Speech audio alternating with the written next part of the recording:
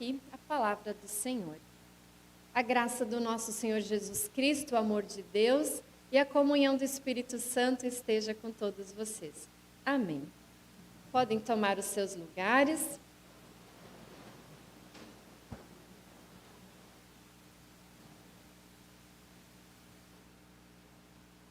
Em primeiro lugar, gostaria de dizer que é uma alegria, uma satisfação estar novamente com vocês aqui na festa da paróquia para este culto e trazer também a mensagem deste dia.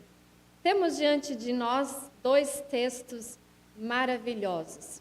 Inclusive, comentei com o pastor antes aqui na sacristia que este texto de João 21 é um texto assim que eu adoro, que eu tenho uma ligação muito forte, como poderíamos dizer, né? Qual é o principal mandamento que nós aprendemos ao longo de nossa vida? E Jesus também nos fala dele. Qual é o principal mandamento?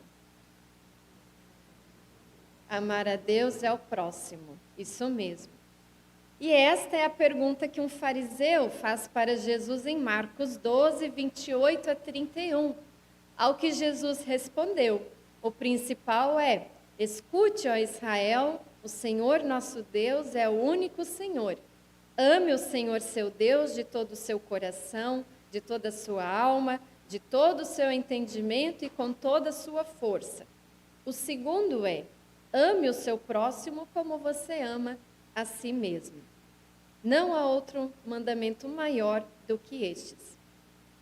Segundo a tradição judaica, existem ao todo 613 mandamentos. Bastante, né? 613 mandamentos. E que são organizados em 248 preceitos, ou seja, ordens positivos, ou seja, orientações para fazer alguma coisa, e 365 preceitos negativos, ou seja, proibições.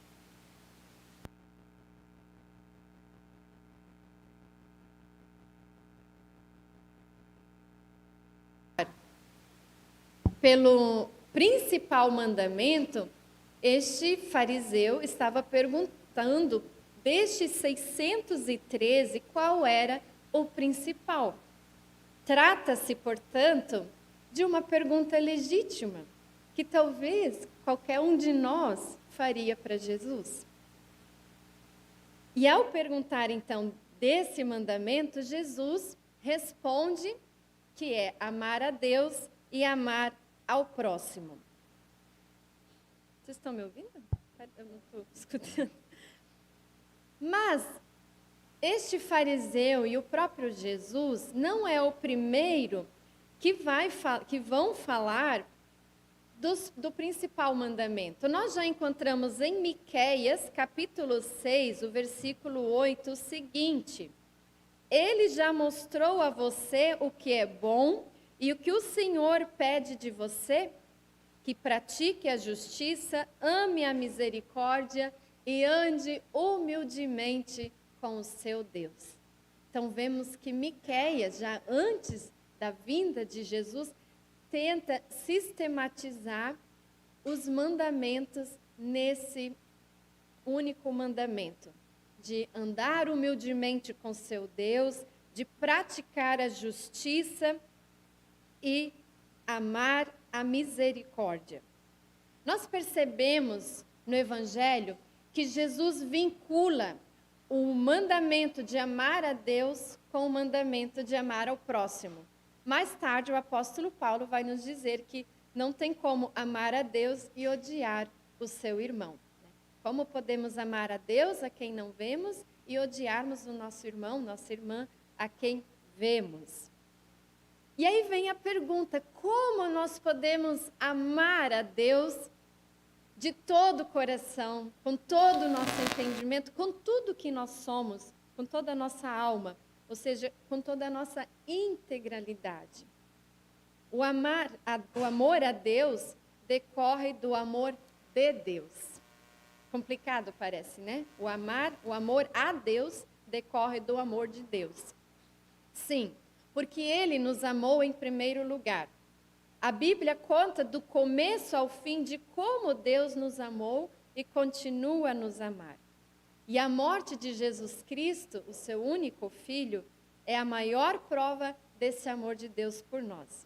E a igreja, que somos nós, a igreja é a expressão desse amor que as pessoas recebem de Deus e experimentam em sua vida. Há quem entra triste na igreja e aqui encontra verdadeiros irmãos na fé. Há quem entra aqui na igreja perguntando pelo sentido de sua vida, procurando respostas para perguntas. E é na comunhão com os irmãos e diante da presença de Deus que a sua vida ganha um sentido. As primeiras comunidades cristãs eram muito pequenas, vocês já devem ter ouvido sobre isso, né? Eram comunidades familiares, muitas se reuniam nas casas, inclusive. E eram comunidades muito distantes umas das outras. Hoje, às vezes, nós reclamamos que as comunidades ficam longe. Imaginem naquela época, no tempo das primeiras comunidades cristãs, as comunidades do Novo Testamento. E eram comunidades inseridas em contextos com outras religiões, culturas e práticas sociais. Mas as pessoas também percebiam quem era cristão ou não. E mesmo sob ameaças, que a fé cristã por muito tempo era perseguida, eles não negaram a sua fé, mas morreram, inclusive, como mártires, defendendo a fé em Jesus Cristo. Compreendiam que se Cristo lhes salvou, deveriam dar a sua vida por amor de algum irmão, de alguma irmã.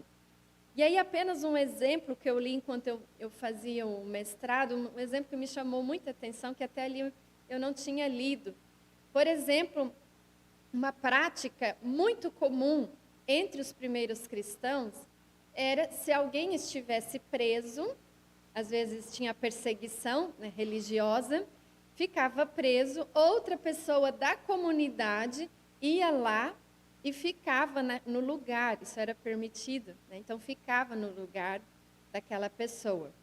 E por um tempo, para que a pessoa pudesse se recuperar, voltar para sua família, porque não tinha os mínimos cuidados, as mínimas condições, alimentação, era um lugar frio, então faltava comida. Era um verdadeiro horror a prisão naquela época, né? Quem ficava apenado. E aí, essa era uma prática muito bonita.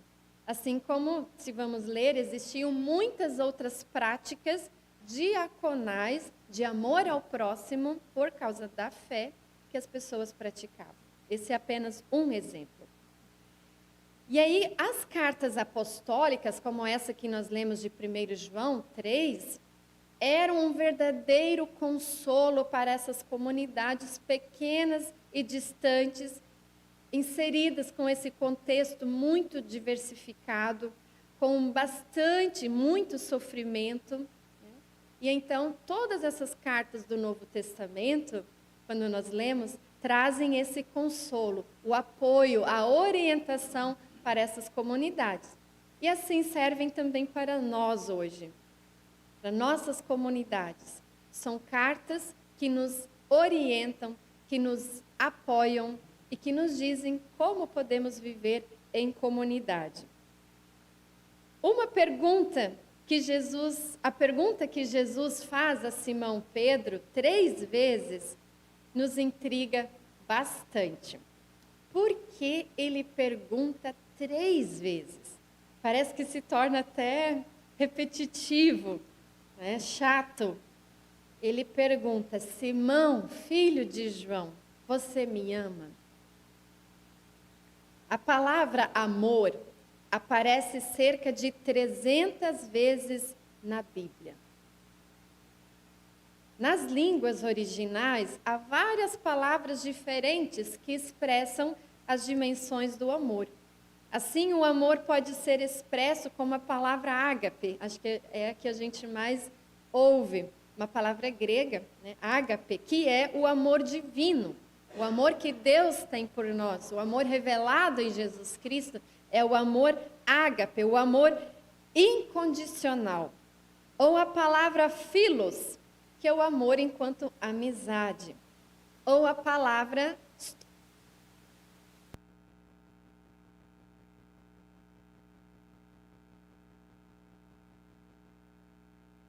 vou trocar aqui primeiro. Isso. Obrigada. Então, storgé, que é outra palavra grega, que é o amor na família. Então, o amor que a gente tem na família, no grego, se fala storgé. E a palavra eros, que é o amor entre duas pessoas, entre um casal, por exemplo. Né? Então, o amor, então, nós vemos que no grego, ele tem várias palavras. E assim nós vamos ler o Novo Testamento nessas dimensões do amor.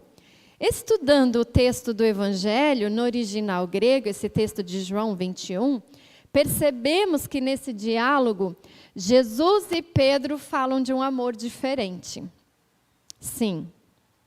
Jesus fala do amor ágape. Se nós vamos olhar a tradução, no original no grego, Jesus fala ágape.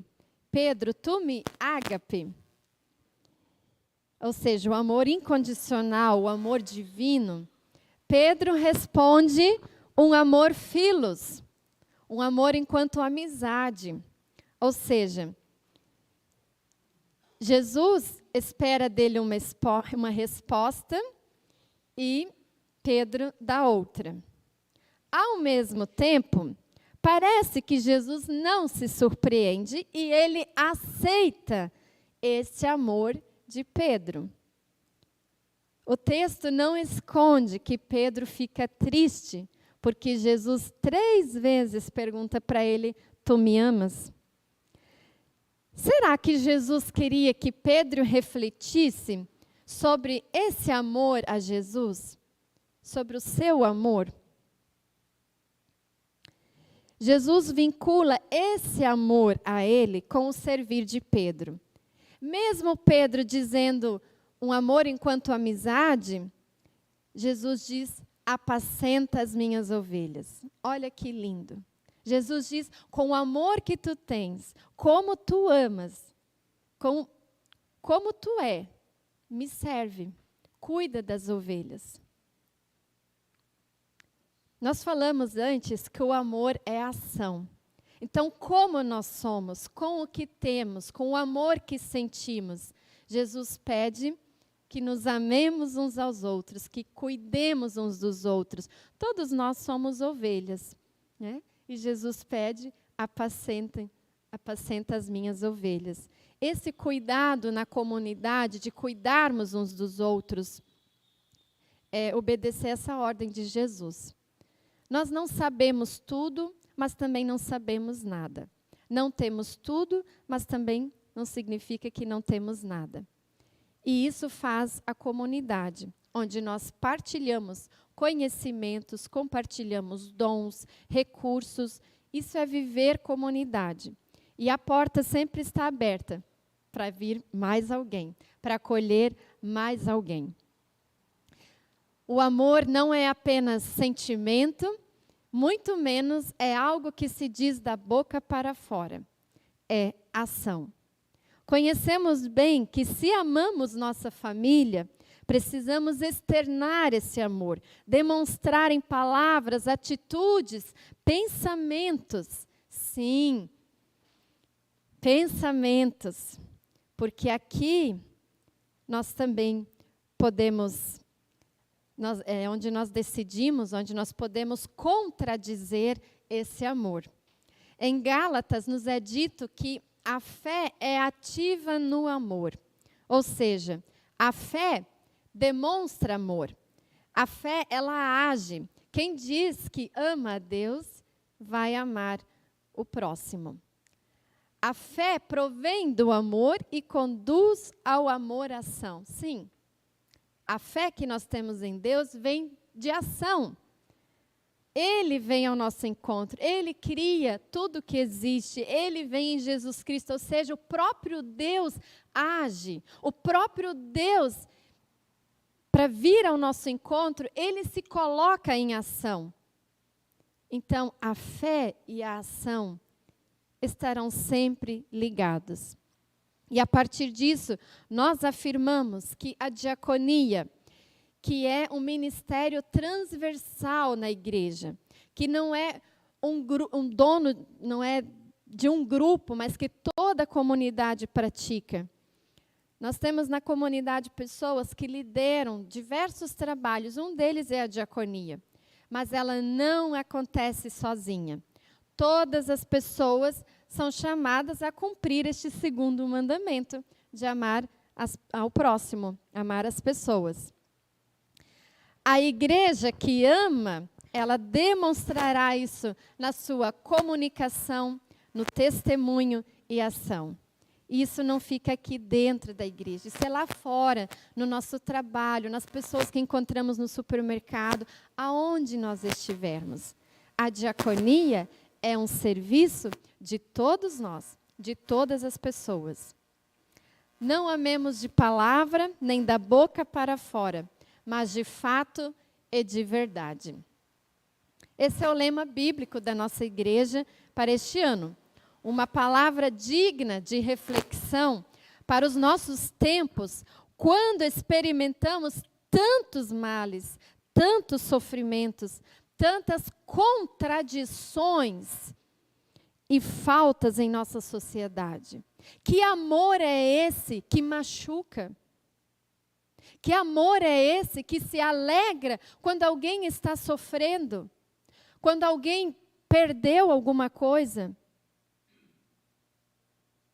Esse não é o amor que Jesus nos ensina.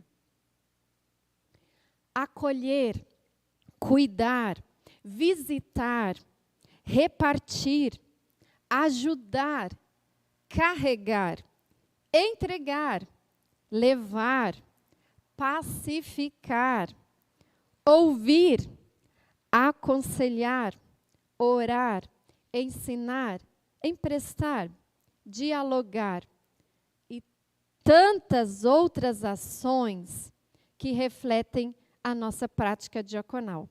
Pequenas coisas que no dia a dia nós podemos fazer. Essa fé em Deus que se concretiza na vida do nosso irmão e da nossa irmã. Vocês devem estar se perguntando, e essa lembrança? Até o pastor me perguntou antes do culto, mas o que significa esse coração? Falei, vou explicar na prédica. Esse coração, como vocês podem ver, é trançado, né? Não é fácil aprender a fazer esse coração. Eu mesma tive que assistir alguns vídeos no YouTube para aprender. Vocês também podem aprender. Só dar uma pesquisada, conseguem também fazer esse coração. Esse entrelaçado, essas cores ali que se cruzam, né, nos lembram justamente isso, da fé e da ação que estão interligados. Que uma está ligada à outra. Não podemos ficar apenas na ação, fazer, agir e encher de programa, de coisas, seja na comunidade, vida pessoal, sem a fé, sem o refletir, sem a oração, sem a orientação da palavra de Deus, nós podemos nos perder. E o contrário também é verdade. A fé requer a ação. Precisamos nos colocar em ação. Só ficar falando paradinho não vai resolver. Inclusive, a própria oração já é ação. Esse coração também tem cores, como vocês veem, que lembra a nossa diversidade de dons, de serviços, de jeitos diferentes que nós somos para amar e servir as pessoas. Esse coração tem esse palito. Nós pedimos que vocês coloquem esse coração em alguma floreira, algum lugar na sua casa que durante este ano que ainda temos pela frente, você vá se lembrando desse culto, desse dia aqui na paróquia, dessa reflexão bíblica que tivemos aqui nessa manhã. E colocamos ainda uma balinha, lembrando que quem ama experimenta coisas doces na sua vida. E como o tema está ali, igreja que ama e que serve. Que vocês levem essa lembrança e ao longo deste ano reflitam sobre a importância de nós nos colocarmos em ação. Que Deus guarde cada um, cada uma, e que Ele nos motive a cada amanhecer, deixarmos nossas frustrações de lado, inclusive as decepções, porque amando nós também, muitas vezes nos machucamos, as coisas do coração são complicadas, sim. A gente fala assim, fazer esse coração não foi fácil. Numa das paróquias, alguém falou assim, nossa, mas é muito complicado fazer esse coração. Gente, essas coisas do coração são complicadas. Então, nós temos as decepções, nem sempre vamos receber o retorno que esperamos, mas a igreja que ama e serve é uma igreja feliz, uma igreja que cresce. Que Deus abençoe todos vocês.